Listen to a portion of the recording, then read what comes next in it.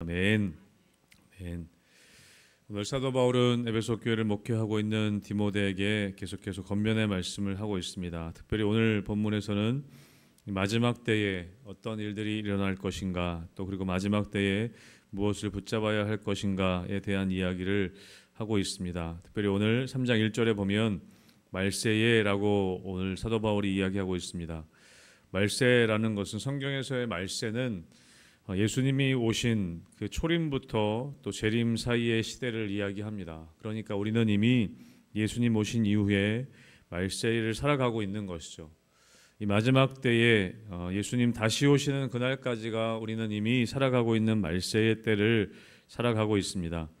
그리고 그 마지막 때에 예수님 다시 오시기 전까지 이 땅은 또 악한 마귀가 역사하고 있기 때문에 고통하는 때가 온다는 것이죠. 지금이 바로 그런 때이기도 합니다. 우리의 삶 가운데 늘 영적인 전쟁이 있고, 또 사단은 끝까지 우리를 공격하고 시험하여서 넘어뜨리려고 하는 것이 바로 마지막 때에 이 사단의 하는 일이라는 것이죠. 그때는 어려운 때가 온다는 것입니다. 그래서 오늘 2절부터 해서 보시면 그 마지막 때의 특징, 사단이 시험하고 유혹하고 또 그렇게 영적인 전쟁 가운데 일어날 수 있는 그런 모습들을, 그런 특징들을 이야기하고 있습니다. 우리의 개인적인 또 가정과 교회와 사회 공동체 가운데 이런 일들이 일어나게 된다는 것이죠. 그래서 오늘 본문에 보면 18가지의 특징이 쭉 기록되어져 있습니다. 사람들이 자기를 사랑하고 돈을 사랑하고 자랑하며 교만하며 비방하며 부모를 거역하며 감사하지 아니하며 거룩하지 아니하며 무정하며 원통함을 풀지 아니하며 모함하며 절제하지 못하며 사나우며 선한 것을 좋아하지 아니하며 배신하며 조급하며 자만하며 쾌락을 사랑하기를 하나님 사랑하는 것보다 더한다 라고 그렇게 쭉 나열하고 있습니다. 특별히 여기서 보면 우리는 하나님에 대해서, 또 우리 자기 자신에 대해서, 이웃들에 대해서 잘못된 태도를 가지는 모습들을 우리가 살펴볼 수 있게 됩니다. 오늘 본문에 보면 사람들이 자기를 사랑하고 돈을 사랑한다고 되어 있습니다. 우리가 어떤 것을 사랑할 것인가, 우리가 하나님에 대해서 또 이웃에 대해서 우리 자기 자신에 대해서 어떤 태도를 가질 것인가가 참 중요한 것인데, 우리가 절대적으로 그렇게 얘기할 수 없겠지만 오늘 본문에 보면 특별히 하나님에 대해서 잘못된 태도들, 또 인간에 대해서, 사람들에 대해서 잘못된 태도들, 또 물질에 대해서 잘못된 태도를 가지고 있는 것을 우리가 보게 됩니다.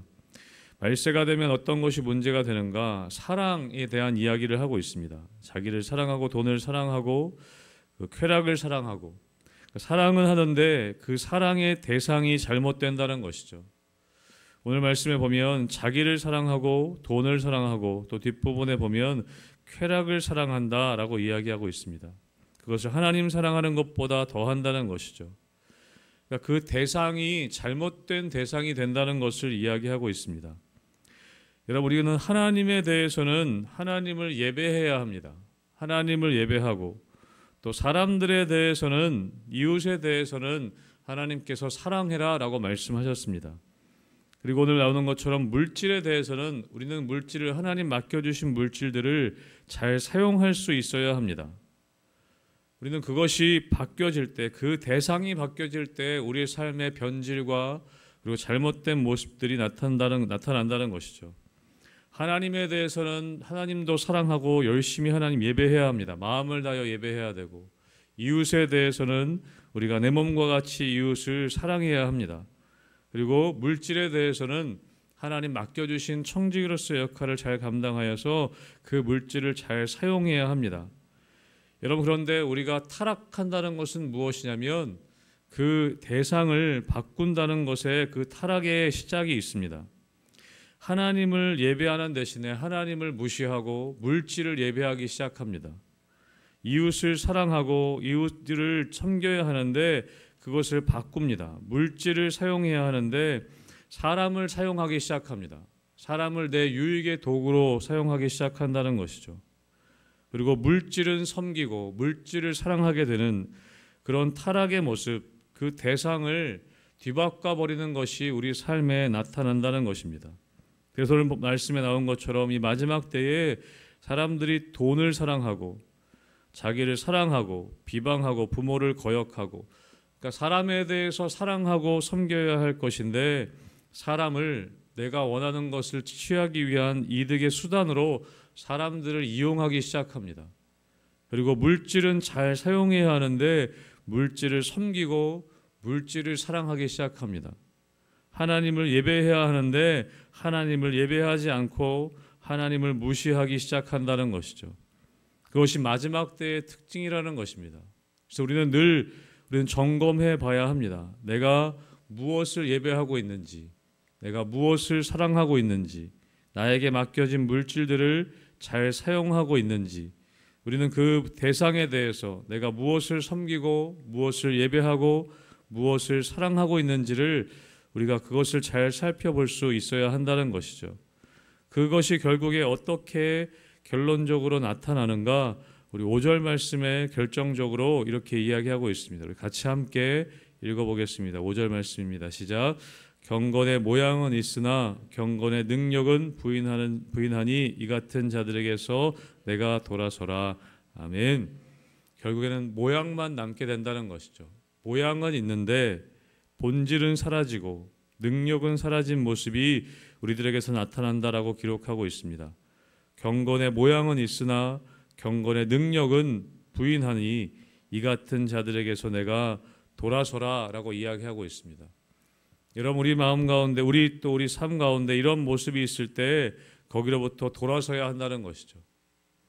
모양은 있는데 능력을 부인하고 모양은 있는데 능력이 나타나지 않는 삶의 모습들이 있다면 거기서부터 돌아서야 한다라고 이야기하고 있습니다. 이런 모습들은 왜 나타나게 될까요? 결국에 말씀에 대한 잘못된 태도인 것입니다. 말씀대로 살지 않고 말씀의 능력을 부인하는 것.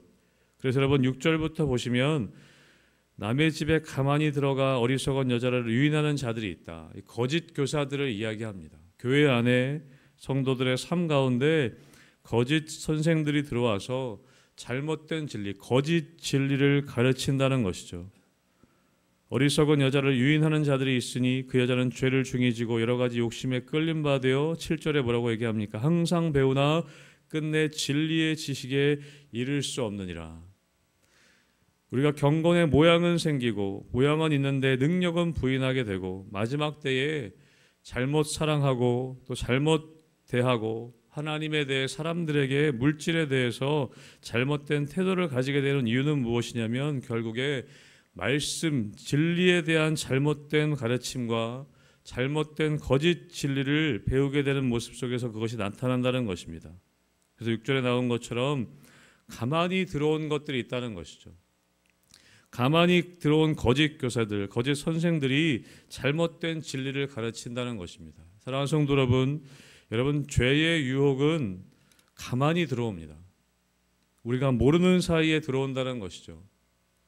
떠들썩하게 들어오는 것이 아니라 죄의 유혹들과 죄의 시험들은 가만히 들어온다는 것을 이야기하고 있습니다.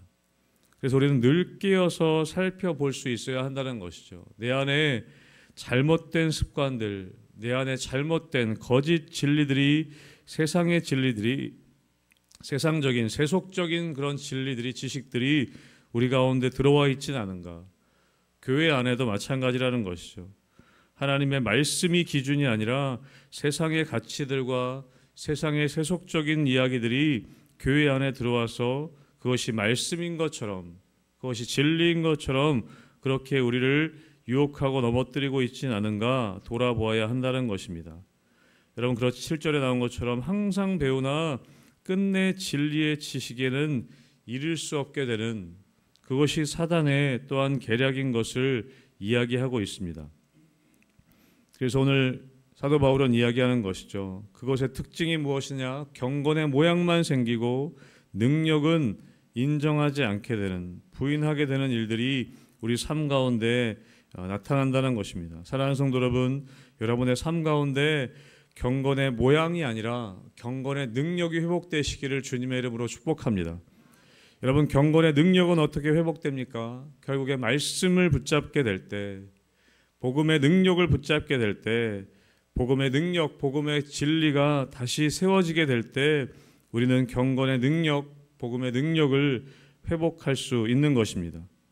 여러분 8절 말씀에 누가 나오냐면 얀네와 얀브레가 모세를 대적한 것 같이 그들로 진리를 대적하니 이 사람들은 그 마음이 부패한 자요 믿음에 관하여는 버림받은 자들이라.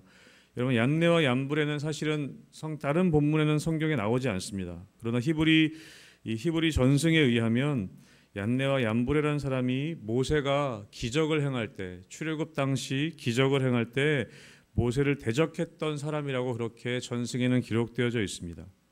그래서 이 사람들이 전승에 보면 나중에 유대교로 개종하게 되는데 그들이 출애굽하고 나서도 유대교로 개종은 했지만 진리를 대적하는 사람으로 등장한다고 합니다. 그래서 시내산 아래서 금송아지를 만들 때 금송아지를 만들도록 부추긴 사람들이 이 사람들이라는 그런 전승 또한 있습니다. 가만히 들어온 것이죠. 유대교로 들어오긴 했지만 하나님을 믿는 것처럼 들어오긴 했지만 결국에 진리를 대적하는 모습이 있다는 것입니다.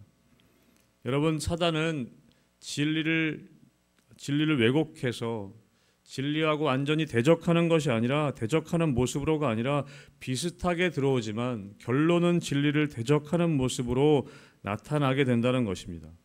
결국엔 그래서 믿음을 버리게 하는 것이죠. 아까 가만히 들어온 거짓 교사들과 같은 특징을 가지고 있습니다. 여러분 우리의 삶 가운데 우리가 믿음 생활하는 가운데 사단은 누가 봐도 거짓인 것처럼 들어오지 않습니다. 누가 봐도 진리인 것처럼 가만히 들어온다는 것이죠. 조금씩 우리의 신앙생활 가운데 유혹하고 시험으로 들어와서 결국에는 믿음을 저버리게 만드는 그것이 사단의 계략인 것을 볼 수 있습니다. 사랑하는 성도 여러분 작은 것 하나라도 진리에 어긋나는 것이 있을 때 여러분 그것과 타협해서는 안 된다는 것입니다. 여러분 작은 것 하나라도 우리가 진리 말씀의 기준이 됐을 때 그것이 말씀과 어긋난다면 작은 것 하나라도 타협하기 시작하면 그것이 모든 것을 무너뜨릴 수 있게 된다는 것이죠. 그래서 오늘 사도 바울은 이야기합니다. 너는 이것을 알아라. 말세에 고통하는 때가 이를 때에 이런 증상들이 나타나게 될 것이다. 이런 증상들은 결국에 말씀을 저버리게 될 때, 진리를 우리가 잊어버리게 될 때 이런 증상들이 나타나게 되는 것을 이야기합니다. 그리고 그 결론은 무엇이냐? 모양은 있는데 능력을 상실해 버리는 것이 그것이 마지막 때의 모습이라고 이야기하고 있습니다. 사랑하는 성도 여러분 말씀의 진리를 여러분 끝까지 붙잡게 되시기를 주님의 이름으로 축복합니다. 이 세상의 어떤 세상적인 가치들이 교회에 들어왔을 때 우리는 담대하게 대적할 수 있어야 합니다. 말씀의 진리로 바로 서서 그것이 세상적인 가치관이 들어왔을 때 말씀의 진리 가운데 그것을 떨쳐버리고 끊어낼 수 있어야 하고 그럴 때 우리가 모양이 아닌 능력을 가지고 있는 성도의 모습으로 나타나게 될 것입니다.